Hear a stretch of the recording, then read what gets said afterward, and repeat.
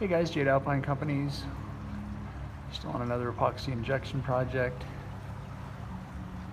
You can see the bubbles in this line here.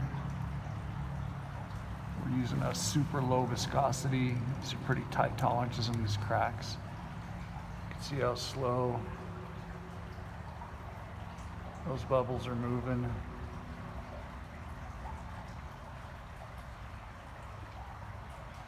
What you want to do is just inject these real slow.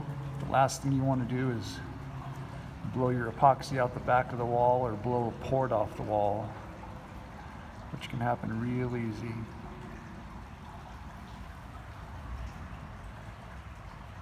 You can follow this project as well as 2,000 others on my website, www.alpinecompanies.com. Click on my YouTube link. You need epoxy injection, structural issues, check us out. It's Jade Alpine, and I'll see you guys on the next video.